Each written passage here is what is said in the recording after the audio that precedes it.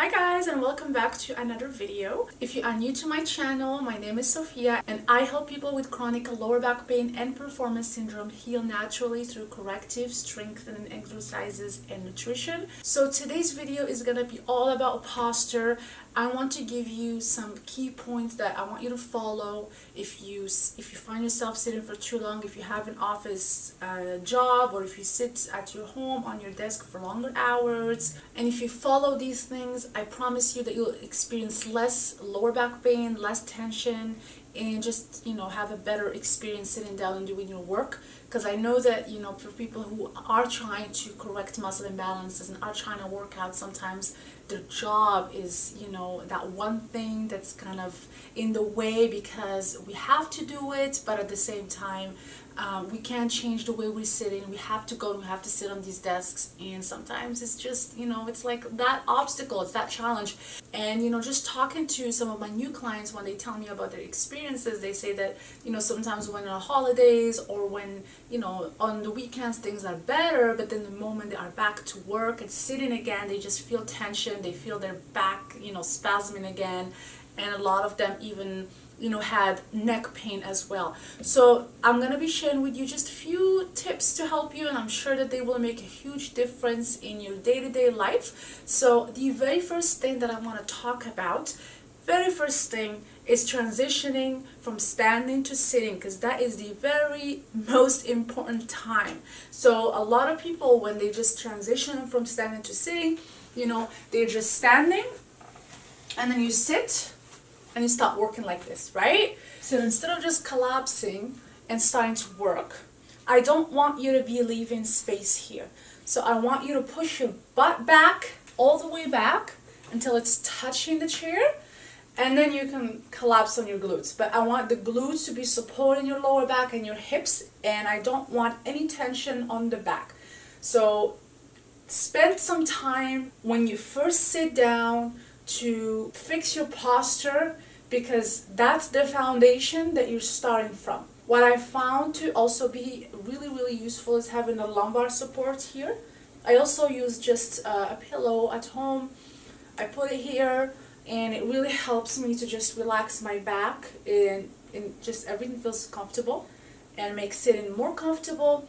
And the other thing is that I know that some people, they say, well, the lumbar support is not stable, it moves. It's actually a good thing if it moves and it keeps moving, because it's a constant reminder to check in with your posture. You don't want to forget about your posture. You always want to be checking in with yourself and your body, and having something behind you as a reminder is a good thing. So another tip I wanted to show you is to stabilize your pelvis if you have hip pain. So something that I like to do is I like to sit first, open up your legs all the way.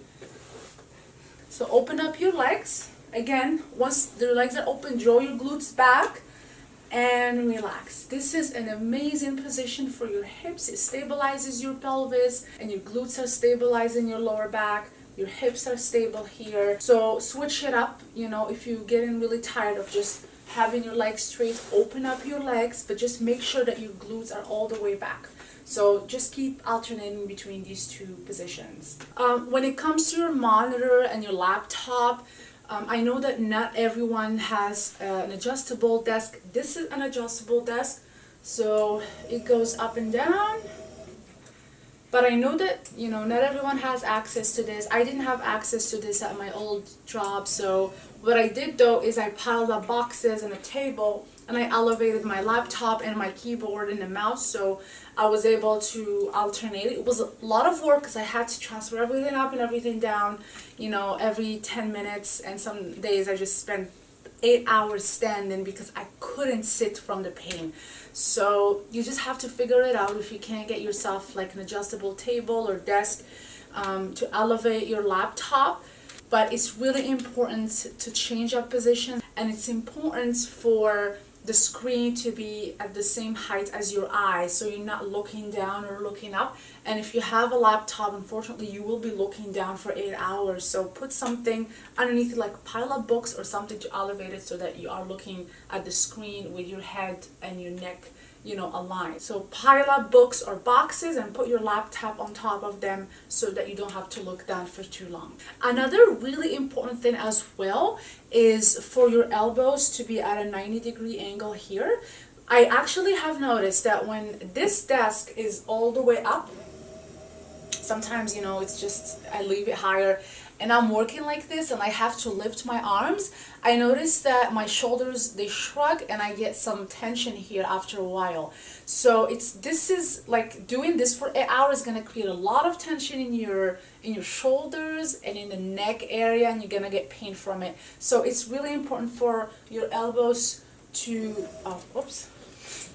it's important for your elbows to be at a 90-degree angle. So for me, this is perfect because I can relax my traps and my shoulders and I can do my work and I don't have to look up and down. So find the posture that everything feels relaxed, where you can do your work with all your muscles relaxed, that you don't have to shrug your shoulders. In addition to this desk, I also have a stability ball behind me because I like to sit on it sometimes. The key is to keep changing your position. It's not about standing, because a lot of people, they say, I'm going to get a stand-up desk and I'm just going to stand all day. That's still being sedentary if you're in the same position and standing and not moving.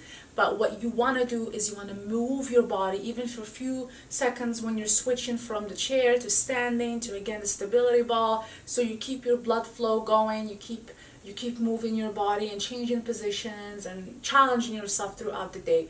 And if it's really tough for you to do these things, what I found really helpful is to put a notification on my phone to remind me to do these things. For example, change position, drink my water, just these things that I tend to forget about. So I put those things on my calendar on repeat every 15 minutes, and my phone, it doesn't ring because I put it on mute, but it will light up. The screen will light up and will get my attention. So just use these tools to remind you if you have an issue, remembering all these things.